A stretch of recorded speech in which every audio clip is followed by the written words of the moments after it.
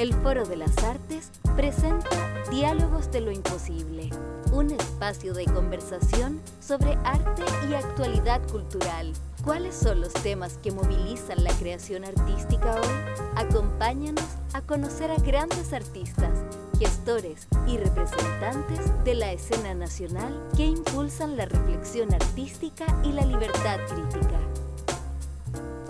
Hola, ¿qué tal? Soy Fernando Gaspar, director de Creación Artística de la Universidad de Chile, y en esta ocasión me toca ser anfitrión y moderador del capítulo número 2 del programa Diálogos de lo Imposible, un programa que se transmite tanto por la radio de la Universidad de Chile como el canal de nuestra universidad. Y este es el segundo capítulo en donde vamos a abordar un tema muy relevante para la universidad y creemos nosotros también que para la sociedad en general, que tiene que ver con las políticas culturales, que hemos tomado prestado el título del programa de un libro de uno de nuestros invitados, La incesante brecha, políticas culturales y desigualdad en Chile. Así que me corresponde en este minuto saludar, agradecer, darle la bienvenida tanto a Pilar Vicuña, coordinadora de Cultura de la Oficina de UNESCO en Chile, como a Tomás Peters, académico de la Facultad de Comunicación e Imagen,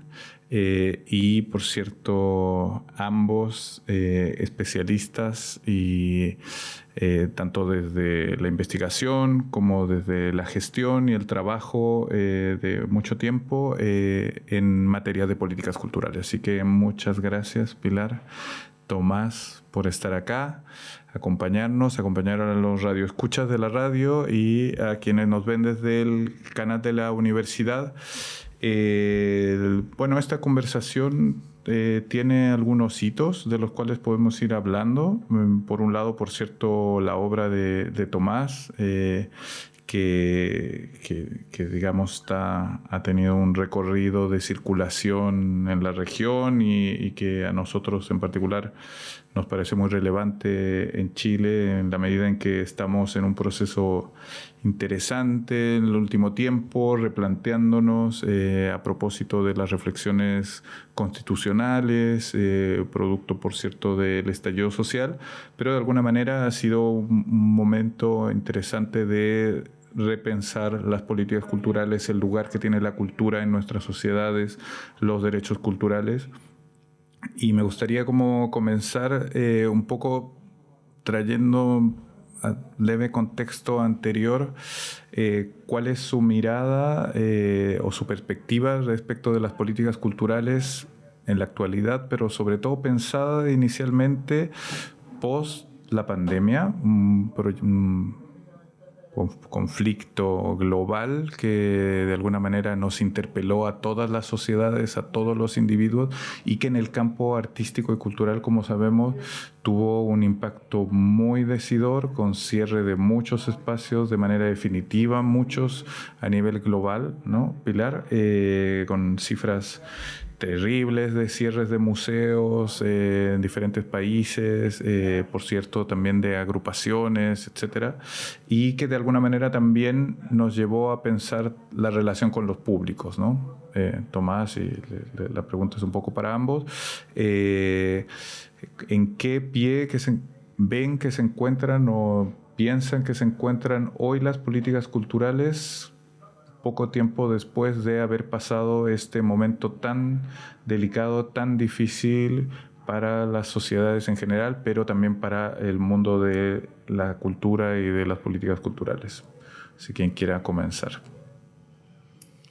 Gracias, Fernando, primero por la invitación. Me parece súper interesante aquí compartir el espacio contigo y con Tomás. Y en relación a tu pregunta, lo primero que yo diría es que si bien la pandemia fue un momento muy duro y muy difícil, tanto para agentes culturales como para la sociedad en general, pero en términos de cultura para los administradores de espacios, para los creadores, las creadoras, también fue un momento en que nos permitió abrir preguntas y aceleró procesos que era importante tener. En ese sentido, lo primero que yo rescato y que creo que es un desafío pendiente para las políticas culturales es la cultura vista como valor intrínseco de las personas, como parte de su diario vivir, desde lo comunitario, desde local, y en ese sentido también cómo en el territorio se entremezclan los temas de cultura y patrimonio. O sea, en términos de políticas culturales generalmente se piensan desde ámbitos distintos, pero por ejemplo todo lo que tiene que ver con patrimonio cultural inmaterial, patrimonio vivo, está muy relacionado con las expresiones culturales y con la diversidad cultural. Y en ese sentido creo que la pandemia hizo muy presente, muy vivo, cómo la cultura es parte de nuestro diario vivir, o sea, que es parte de nuestras expresiones, pero también necesitamos de ello. Entonces, cómo a pesar del encierro y el confinamiento, la participación cultural en los espacios privados, el consumo, como se dice desde otros ámbitos, pero de música, cine, literatura, creció. O sea, las personas participan desde su espacio íntimo. Y en ese sentido me parece que se aceleró un proceso que ya venía, pero que tiene que ver con la digitalización y cómo pensar los públicos desde una participación distinta. O sea, hoy en día los museos, por ejemplo, están trabajando activamente en cómo revincularse con sus comunidades, cómo pensar sus audiencias, sus públicos desde un mundo que por un lado puede participar desde medios digitales, pero por otra parte que también hacerlos partícipes activos en la construcción de guiones, en la construcción de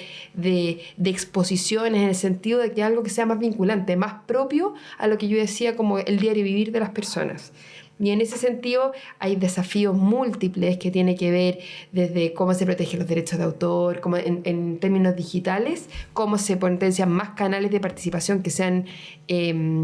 realmente vinculantes. Y por otra parte creo que otro tema que a mí me gustaría abordar como desafío desde la pandemia tiene que ver cómo la cultura como sector habla con otros sectores, o sea, con la salud mental en el caso de, por ejemplo, la pandemia, o con otros sectores. O sea, efectivamente luego de la pandemia la UNESCO sacó varios estudios que tienen que ver con el cierre de espacios, como tú decías, Fernando, pero también de cómo afectó a las industrias creativas y culturales en general, en términos económicos. Y en ese sentido yo, de la experiencia que yo tengo trabajando en el sector cultural, siempre nos cuesta, y yo soy parte de ese problema, vincularnos con otros sectores, o sea, tener conversaciones importantes y siendo capaz de como transitar a otros lenguajes, entendiendo que la cultura puede hablar con salud, puede hablar con economía, puede hablar con otros, y en eso las políticas culturales creo que como Tomás también lo ha estudiado y todo, han evolucionado y han crecido muchísimo. Y en cultura hay que rescatar que desde un inicio tenían el componente participativo en lo que son los fondos, en lo que son las políticas, pero todavía falta afianzar y crecer más en esto que creo yo que es vincularse con otros sectores y pensar la cultura desde lo más local, desde lo comunitario y su vínculo con patrimonio. Eso creo, por ahí va lo que yo creo que son los desafíos principales. Excelente. ¿Tú, Tomás? Bueno, yo al igual que Pilar quería agradecer la invitación, Fernando, al Foro de las Artes y tener la oportunidad de poder conversar sobre estos temas acá. Tú haces una pregunta que en general es fundamental dentro del último tiempo, porque en el caso local nuestro, y complementando con lo que decía Pilar, también hay un elemento que está muy fuertemente vinculado con el tema de las políticas culturales, que fue nuestra revuelta, nuestro estallido social. En el contexto nacional es muy difícil poder separar la pregunta sobre las políticas culturales de ese periodo que estamos viviendo previamente y que significó una gran discusión sobre qué significa hacer políticas culturales en un contexto de alta desigualdad. Cuando llega la pandemia, esto justamente lo que hace es no solo aumentar las posibilidades de las preguntas sobre las políticas culturales, sino que probablemente es enfrentar la peor crisis que se había tenido en términos de el trabajo artístico, la circulación de obras y la sostenibilidad en general del ecosistema cultural. Entonces, en suma, probablemente fue el momento, la revuelta, más la pandemia y la postpandemia, donde se ha producido la mayor intensidad de discusión sobre qué significa hacer política cultural. Y eso nos llevó a dos caminos. Por una parte, a discutir, bueno, qué es lo que hace el Estado, qué es lo que ha hecho el Estado y qué es lo que debería modificar para poder resolver en cierta medida esta complejidad acelerada que significó el mundo de las políticas culturales. Pero por otro lado también significó de que se establecieron nuevas preguntas, ya no específicamente exclusivas de lo que el Estado hace con el mundo o el ecosistema cultural, sino que también cómo las políticas culturales en un término quizás más abstracto o desconocido, y es que el Estado tiene que o tuvo que hacernos pensar de una forma distinta la forma de habitar la sociedad. Porque las políticas culturales no solo se circunscriben a lo que el Estado hace en el ámbito del ecosistema cultural, sino que también tiene que ver cómo se van modificando, transformando las lógicas culturales de la sociedad. Eso que la teoría le llama las políticas culturales implícitas, también fueron llamados a tener que hacerse presente en la sociedad. Y ese tipo de elementos, indudablemente, tuvo que generar mucho diálogo con respecto al diálogo constituyente, a la discusión constituyente, así como también cómo nos enfrentamos como sociedad frente a la post-pandemia y todos estos elementos, pero sobre todo fue quizás el momento donde más se ha discutido culturalmente cómo queremos configurarnos como sociedad. Y esa discusión, que también está vinculada con las políticas culturales, es lo que yo creo que se aceleró radicalmente en el último tiempo. Y ese tipo de elementos es lo que nos ayuda un poco a ir pensando, junto con todo lo que dijo Pilar, a tener que decir, bueno, cómo pensamos el presente, cómo retomamos el pasado, pero cómo configuramos el futuro de qué significa hacer una política cultural en este escenario complejo. Gracias, Tomás. Sí, muy interesante las dos intervenciones. Creo que compartiendo plenamente como las ideas, no dejo de pensar un poco tanto en esta reflexión que hace Pilar respecto a lo que todos vivimos y que también se vivió durante el estallido, es esta necesidad, relevancia e importancia del campo de la cultura, atravesado por un proceso histórico, yéndonos un poco a la reflexión al caso chileno, tan profundo como fue el cuestionamiento de el orden social, finalmente, ¿no? Y por lo tanto también de, digamos, el elemento regulador por antonomasia en las democracias, que es la Constitución. Se vino un periodo que todos sabemos de mucha efervescencia, que incluso no necesariamente queda silenciado por la primera etapa de la pandemia, porque nosotros vivimos todavía el plebiscito de entrada, con un mayoritario todavía interés de la sociedad chilena por cambiar su constitución, por cambiar su organización y las normas que lo regían.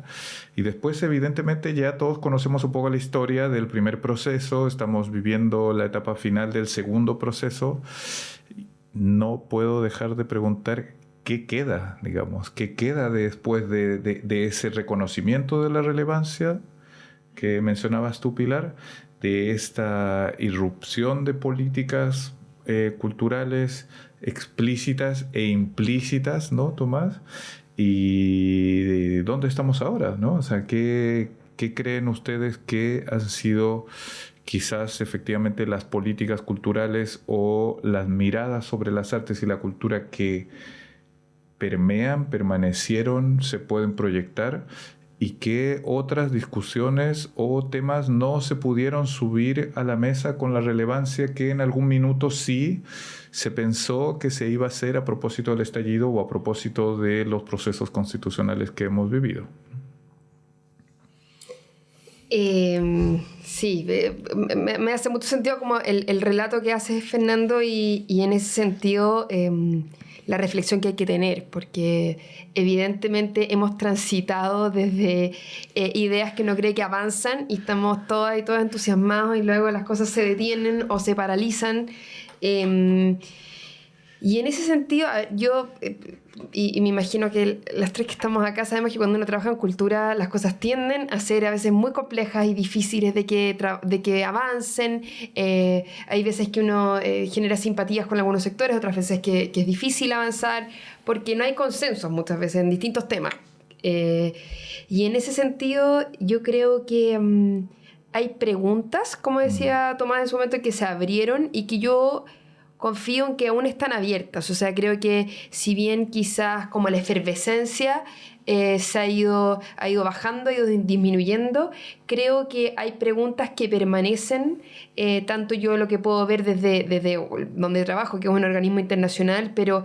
tanto desde el mundo público como desde las organizaciones de la sociedad civil, que básicamente, por ejemplo, uno podría pensar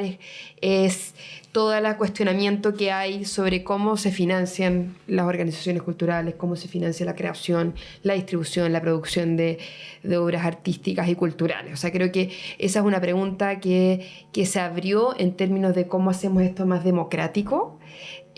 reconociendo el valor que ha tenido sin duda para la creación, para la distribución, lo que han sido los fondos cultura, pero creo que es una pregunta que nadie puede dejar de hacerse, es cómo uno puede pensar en un sistema que se haga cargo de las brechas y las desigualdades que tiene el país. O sea, hay que pensar en la dificultad que implica, por ejemplo, elaborar un proyecto. O sea, ahí ya hay una brecha que hay que hacerse cargo, creo. O sea, la pregunta hoy es distinta, no es si es que es discrecional o no entregar un fondo, sino que cómo lo hacemos para entregar herramientas que permitan a una agrupación de una localidad pequeña del país poder tener un financiamiento que a lo mejor no tiene una organización más grande que está ubicada en Santiago. Entonces creo que ahí hay una pregunta, entendiendo que siempre el presupuesto siempre no alcanza, siempre es pequeño, entender cómo hacemos una distribución que refleje de mejor manera la diversidad cultural del país, porque la diversidad no está solo en Santiago, tenemos un país muy rico patrimonial y culturalmente. Entonces, ¿cómo pensamos en herramientas que vayan a hacerse cargo de que ese como ecosistema tan rico y tan vivo sigan dando, y en eso pensar cómo hacemos políticas que distribuyan de mejor manera el presupuesto, o programas que se hagan cargo de esa territorialidad? O sea, creo que el territorio y la desigualdad que hay al mismo tiempo de esta diversidad, creo que es una de las cosas que tanto desde el ministerio como otras instituciones que trabajan en políticas culturales, porque también, un poco lo que decía Tomás antes, hay que pensar que si bien tenemos un Ministerio de las Culturas y las Artes y del Patrimonio que es nuevo, pero que es el continuador de lo que era el Consejo de la Cultura y la DIVAM, también hay instituciones, hay organizaciones que también hacen políticas culturales. Tampoco hay que desconocer que todo está centrado y focalizado, y ahí creo que una de las preguntas que es importante es cómo hacemos con el financiamiento, y la otra pregunta que yo diría que va sí o sí es pensar, un poco vinculado a esto, el tema de la diversidad cultural y la territorialidad, cómo la promovemos. Es un país que en un mundo global, con porcentaje importante de población que ha migrado al país, o sea, vamos cada vez siendo más diversos y más interesantes desde la perspectiva cultural y artística, y cómo logramos que las políticas sean lo suficientemente dinámicas para hacerse cargo de esa diversidad cultural presente en un territorio como nuestro país. Eso. Bueno, la pregunta que tú colocan y que comenta Pilar es muy notable, porque también nos sitúa en el contexto que estamos viviendo. Y a mí me encanta citar una frase que dijo un gran colega, el profesor mío, Pedro Huel, que dijo que lo que hemos estado viviendo en el último tiempo no es ni los cambios, ni tampoco normalidad. Estamos en un momento de la sociedad chilena donde no estamos viviendo nada de lo que se soñó en un momento, y que tampoco estamos experimentando lo que se conoce como la normalidad, que te permite estabilizar un poco las expectativas futuras de los individuos. Y este limbo es agobiante. Sin embargo, en el ámbito de la cultura, que fue el primer proceso constituyente que tú nombrabas, no solo ahí había una vocación de cambio cultural, sino que también se ingresó en el proyecto constitucional el primer articulado histórico a nivel de Carta Magna de la discusión sobre los derechos culturales. Y esa introducción de los derechos culturales más el resto de los articulados que están disponibles era efectivamente un gran cambio cultural que se esperaba desde este sector. Sin embargo, en el nuevo proceso lo que estamos observando es que aun cuando se integró un articulado sobre derechos culturales, que significaría ya de por sí una innovación dentro de la discusión constitucional, vemos que el documento en general no representa, sino que más bien intenta poder proteger el cambio cultural. Esta paradoja es interesante como lo observamos en Chile hoy, porque si bien se avanza un poco, se retrocede mucho más que el otro. Y esto creo que tiene consecuencias en la idea de futuro que estamos construyendo como sociedad bajo una lógica cultural. Hay muchas teorías sobre la idea de futuro. Y hay un elemento que es muy interesante, es que no hay ninguna constante antropológica histórica que diga que el futuro siempre la sociedad lo mira como un horizonte posible. Es decir, en la historia de la sociedad siempre ha existido un avance y un retroceso sobre cómo las sociedades configuran la idea de futuro. Y la preocupación que uno puede tener con respecto a las políticas culturales es que hace un tiempo esta parte estamos observando que no estamos avanzando en política cultural, que siempre es inminente un cambio, pero nunca llega a hacerse.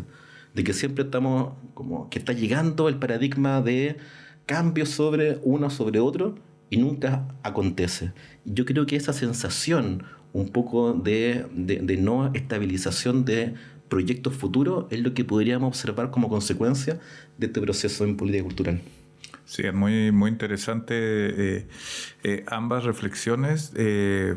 Efectivamente, bueno, mi pregunta era naturalmente provocadora en el sentido de buscar esas preguntas o esos temas que ambos han mencionado. Me quiero detener quizás para ir como desmenuzando un poco más el tema del financiamiento. Yo creo que el tema del financiamiento es quizás está al origen de lo que se entienden como políticas culturales en nuestras sociedades modernas, es decir, hasta qué punto el Estado se involucra con recursos propios, es decir, recursos de toda la sociedad, de todos los chilenos, en financiar estos bienes que oscilan entre la parte patrimonial, conservacionista, por decir, sobre todo en las discusiones de las primeras políticas culturales, identitarias, por cierto, como son los grandes referentes de inversión estatal en política pública, como de políticas culturales, como el caso francés o el caso mexicano para América Latina, y, por cierto, también en la reproducción del ecosistema artístico, dígase producción de bienes, objetos, obras, subvención de procesos artísticos finalmente, ¿no? De espacios, artistas, lugares, ¿no? Incluso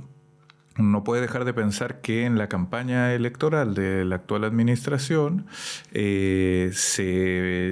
una de las premisas digamos, el programa era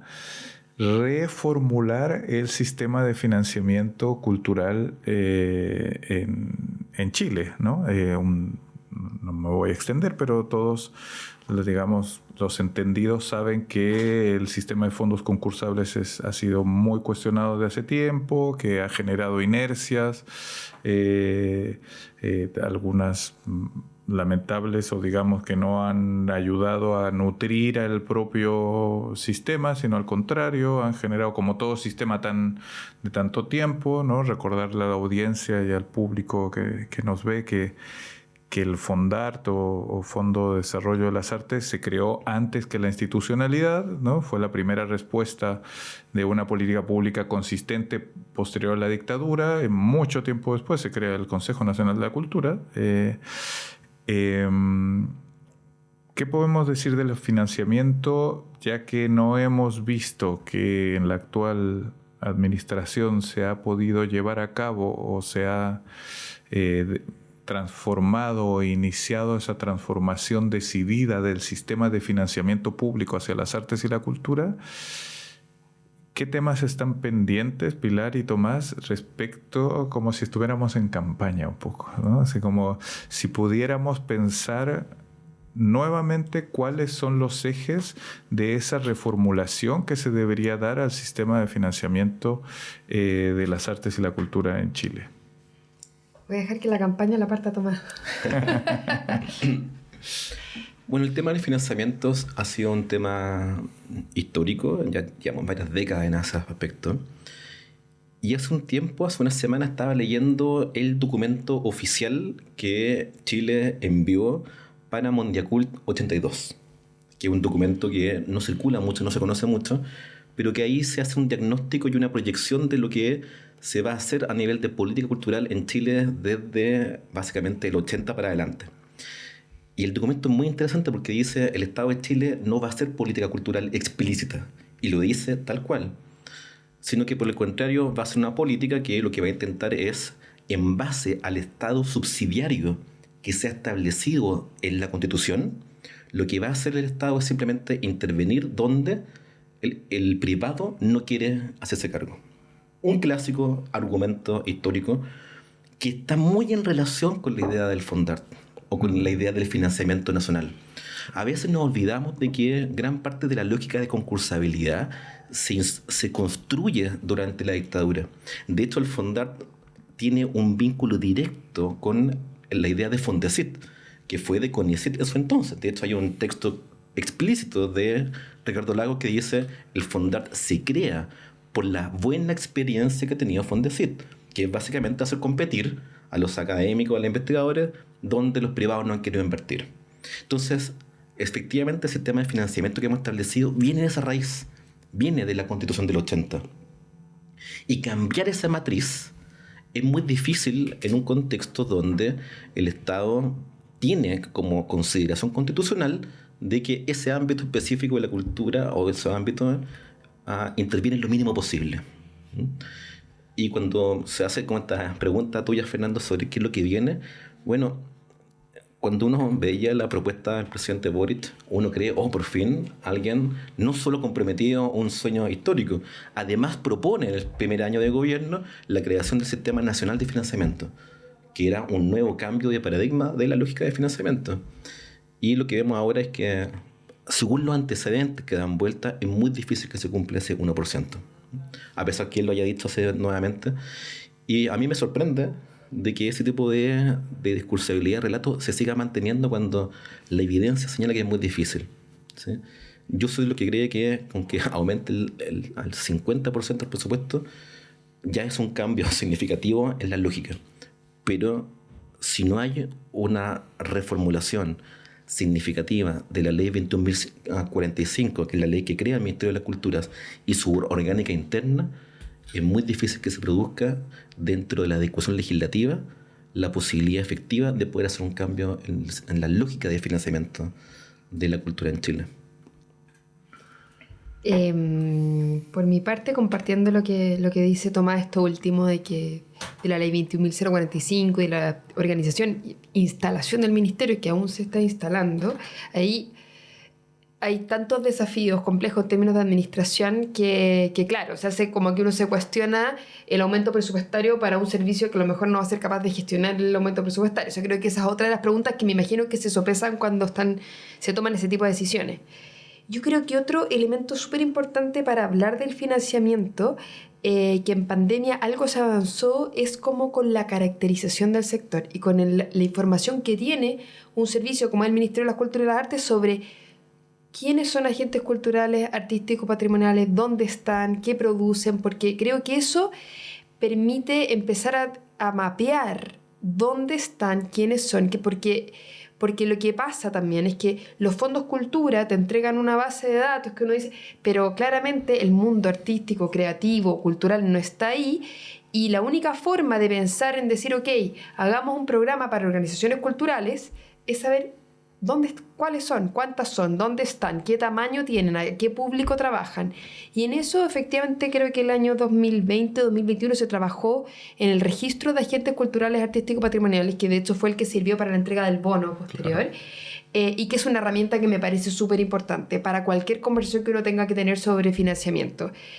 Y que lo que echo de menos hoy, que todavía no está, no sé cuál es el motivo detrás, pero es la encuesta de participación. O sea, la última encuesta de participación que hay es del 2017.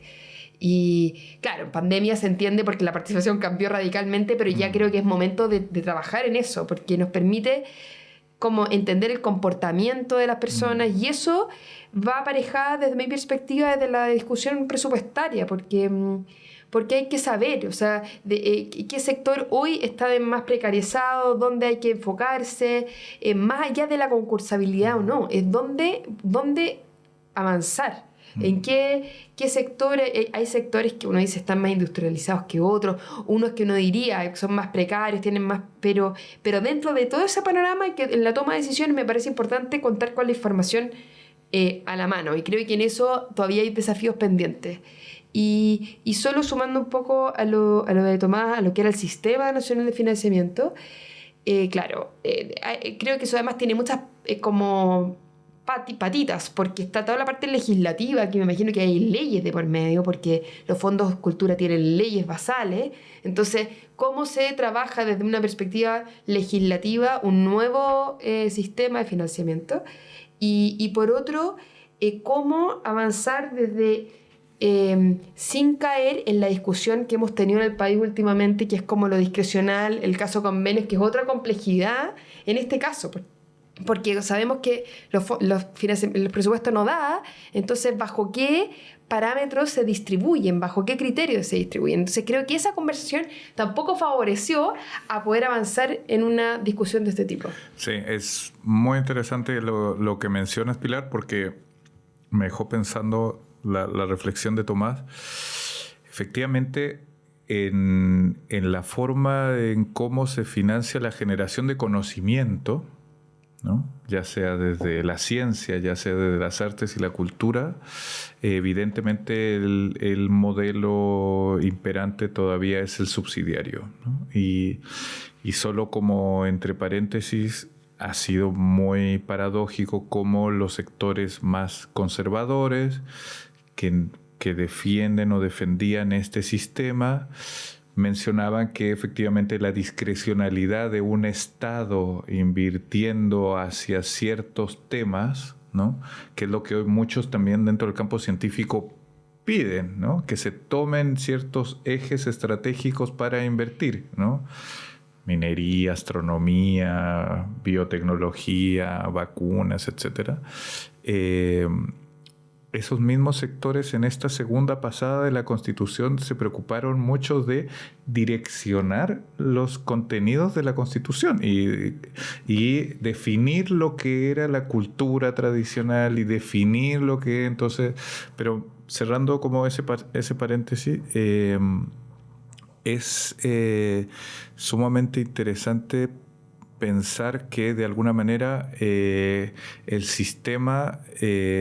ha crecido tanto también, como decían ustedes, los aumentos de financiamiento son para este sistema, no es como que crezca el ministerio y hoy tengamos ministerios más parecidos a los de toda la región, ¿no? Colombiano, mexicano, argentino, donde hay como una inversión en infraestructura, pero infraestructura con todo su financiamiento para programar, para invitar, etcétera, sino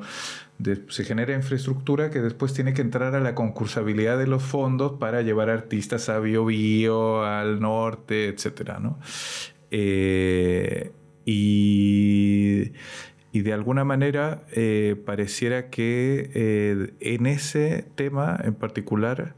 es quizás donde estamos más al debe y me hace pensar, Tomás, en tu libro y un poco dónde se perpetúa la brecha, ¿no? Donde finalmente este modelo subsidiario lo que hace es mantener la brecha, ¿no? Y no sé si quieres como alargarte un poco respecto de eso y un poco también hablarnos de las ideas centrales de tu libro.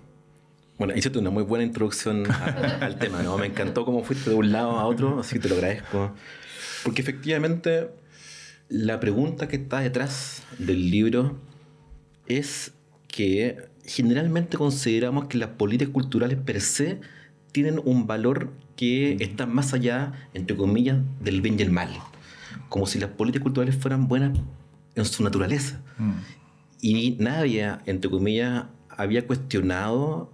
que la implementación de ellas pudiera generar algún nivel de incomodidad o de discusión mayor sobre cómo ha sido su situación en un contexto como el chileno.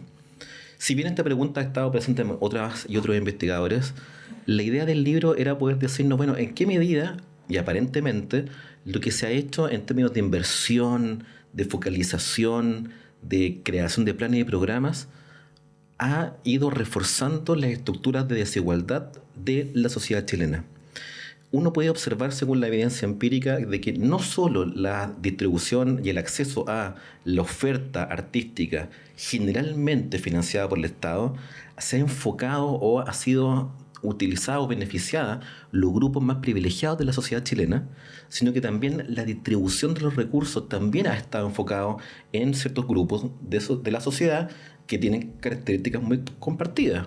que tienen mismo nivel capital cultural, capital social, mucho nacional e internacional, gente que vive en los territorios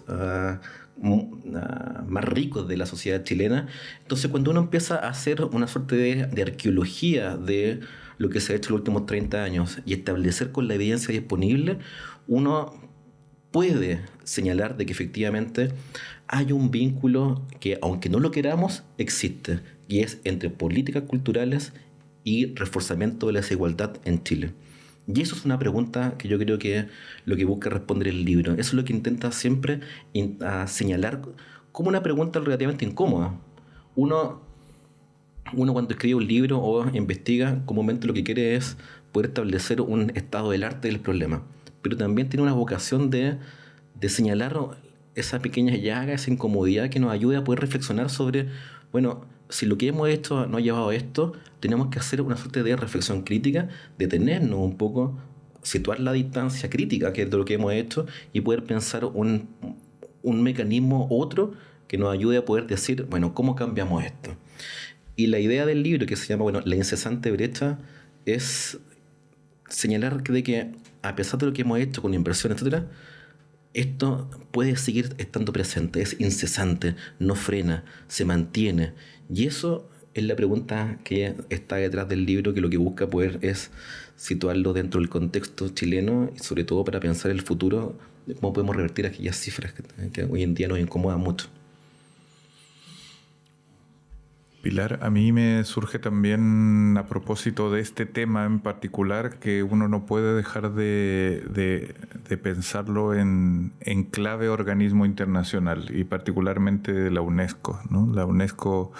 que entre muchas de sus virtudes y muchos de sus temas de trabajo permanente está la conservación de la diversidad y la conservación del patrimonio en una sociedad que, como todos sabemos, se encuentra en un permanente estado de aniquilamiento cultural, digamos, ¿no? De prácticas de la diversidad que nos habita y que nos conforma como sociedad global, ¿no? Y en ese sentido también quería llevarte un poco a la reflexión respecto a que efectivamente está este argumento del financiamiento de un poco de todo,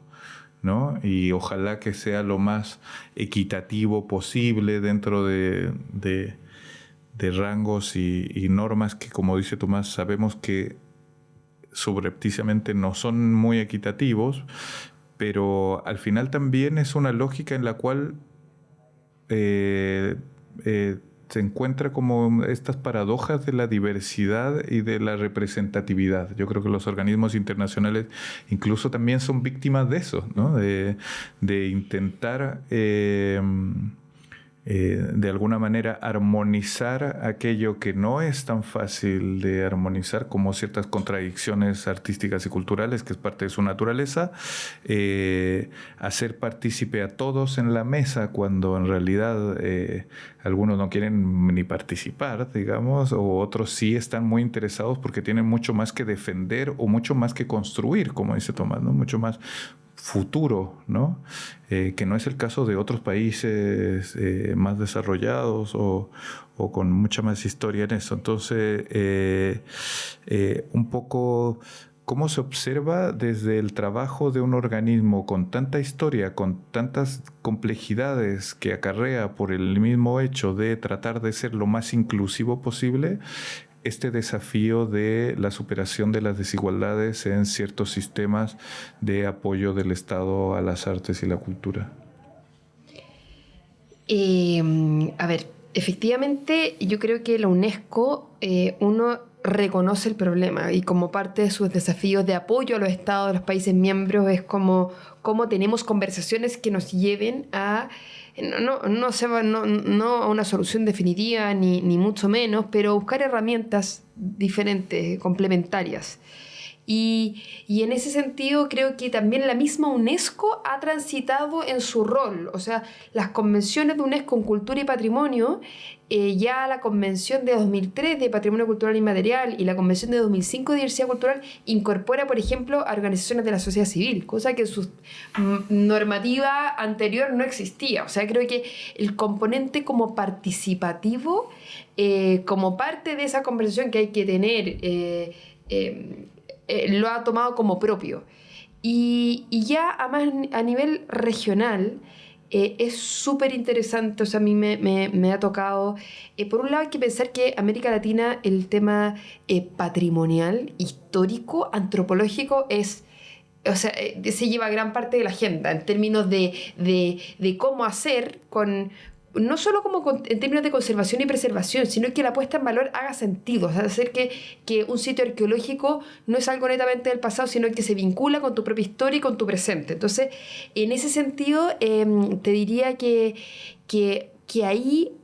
es un desafío enorme en tantos términos presupuestarios de decir cómo nos hacemos cargo. O sea, la otra vez era una discusión con todo este tema que está en Chile también súper vigente, que es como el rol del Consejo de Monumentos cuando hay hallazgos arqueológicos. Eso es un tema transversal y que la UNESCO pasa a formar parte y a proveer espacios de conversación, porque es como cómo nos hacemos cargo de la riqueza arqueológica que tienen nuestros países, la importancia que hay en poner en valor, en preservar, junto con los desafíos de la creación artística, la creatividad. O sea, es tan gigante como el nivel de desafíos que hay que se van como saliendo a la luz precariedades desde los distintos ámbitos. Entonces,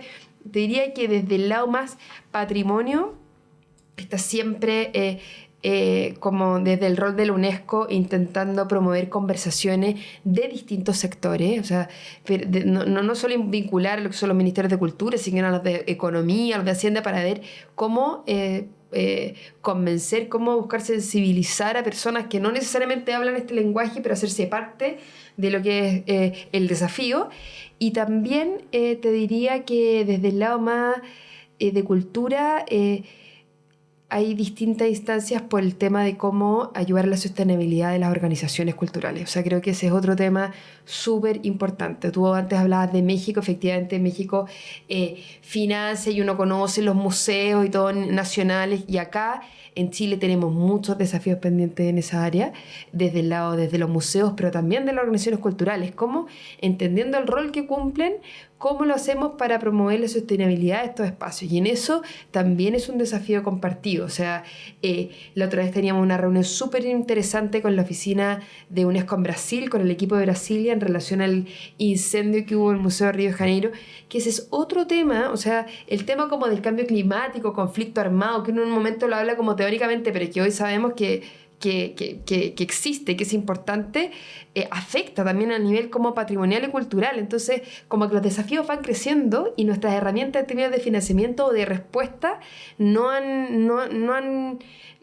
innovado. O sea, claro, se mantienen. Entonces, no te diría que el UNESCO tiene una solución, sino que la UNESCO lo que ha visto es que los temas son compartidos, que si bien hay particularidades,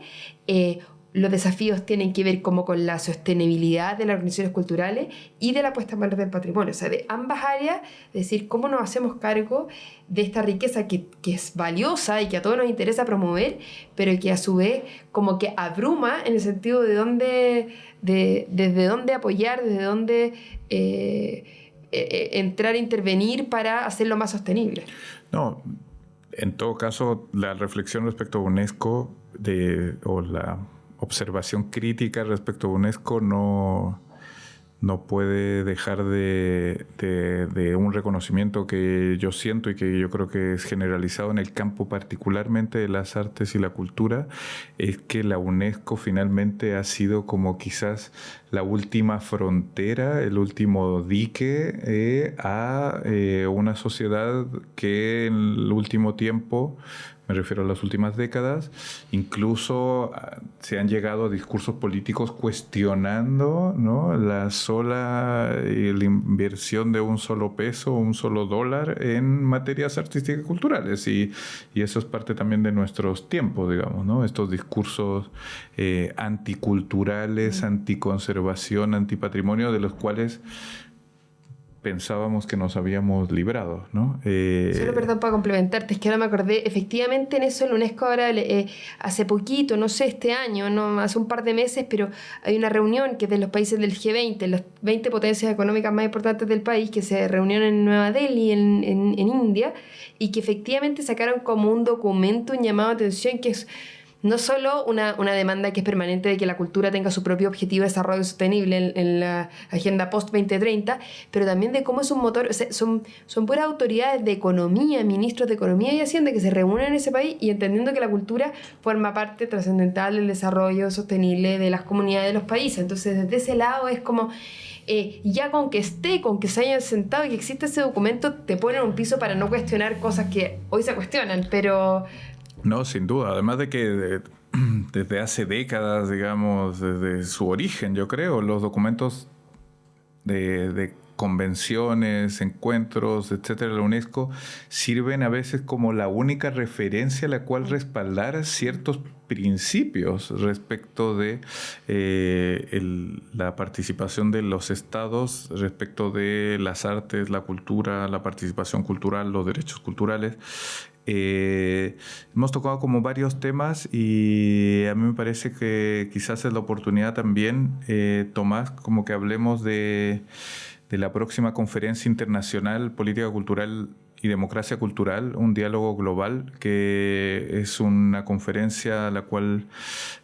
invitamos, por cierto, a todo el público, radioescuchas, televidentes, que se va a llevar a cabo el 28, 29 y 30 de noviembre.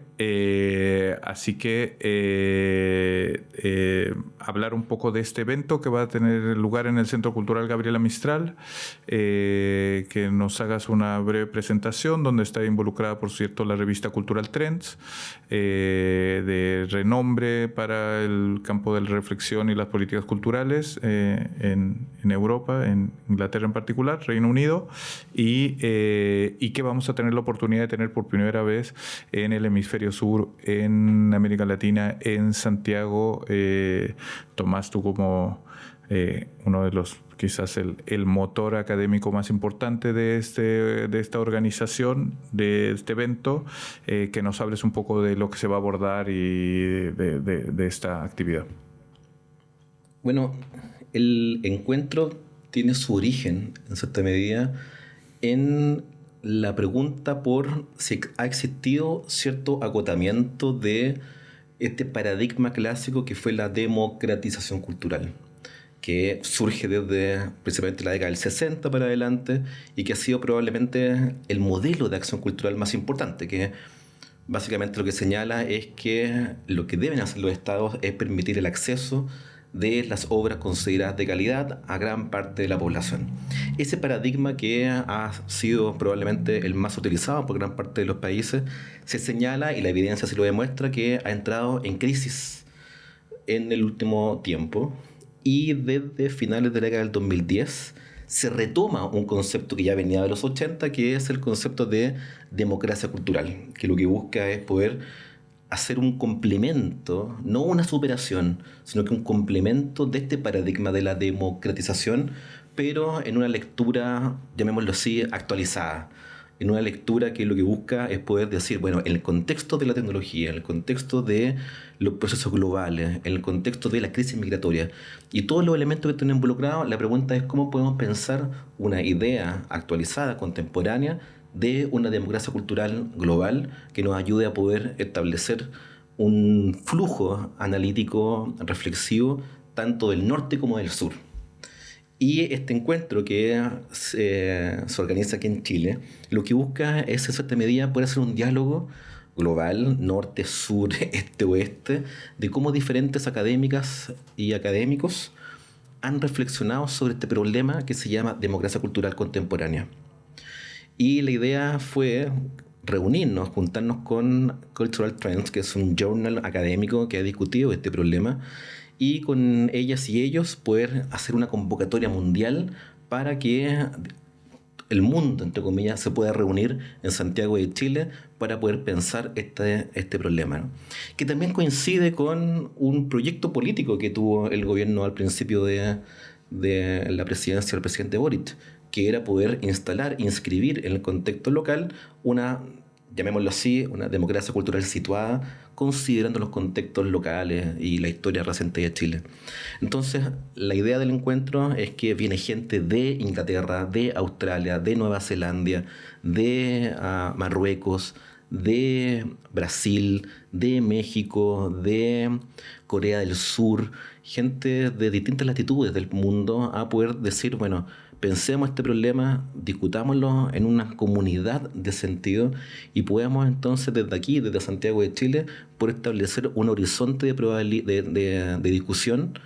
un horizonte de expectativas reflexivas que nos permita poder hacer una suerte de discusión común sobre cómo podemos pensar este concepto que, como ustedes saben, en la teoría se lo señala de una forma muy bonita, que es que los conceptos tienen una historia, pero también construyen la historia, también crean la historia. Y como los conceptos van mutando en la historia, la idea es que desde aquí, desde Santiago de Chile, podamos establecer un lineamiento, una forma de pensar este concepto que permita poder dialogar tanto en los contextos locales como en los contextos globales. Y es una invitación a que todas y todos las personas que trabajamos, que investigamos, que nos desenvolvemos en el ámbito de la cultura, puedan ver este lugar como un espacio donde nos podamos reunir a pensar, donde nos podamos poder reunir a imaginar un destino otro de las políticas culturales, y que esto sea probablemente el primer gran encuentro mundial que se realiza en Chile sobre este tema que son las políticas culturales. Excelente, Tomás. Bueno, nos indican que ya hemos llegado al tiempo de este programa. Recordarles que la Conferencia Internacional Política Cultural y Democracia Cultural, un diálogo global, va a tener lugar el 28, 29 y 30 de noviembre. Para acceder al programa pueden entrar a las redes sociales, al Instagram Foro de las Artes. También este programa está inscrito dentro de un podcast que se llama Diálogos de lo Imposible, y también en la página forodelasartes.chile.cl habrá referencia a nuestra conferencia internacional organizada o convocada por la revista Cultural Trends, por la Universidad de Chile, por el Ministerio de las Culturas, las Artes y el Patrimonio, por el Centro Cultural Gabriela Mistral. Pilar, muchísimas gracias, ha sido un placer. La verdad es que se nos hizo muy corto este tiempo, podríamos haber estado acá más, así que seguramente los vamos a invitar a otro programa, haremos una segunda versión.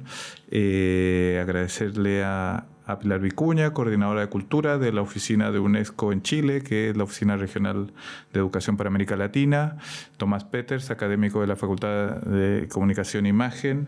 y por cierto agradecer a los medios asociados al Foro de las Artes que organiza este programa, que son, por cierto, la casa que nos acoge ahora, la radio de la Universidad de Chile, junto con el canal de televisión Universidad de Chile. Muchas gracias. Gracias a ti, muchas gracias.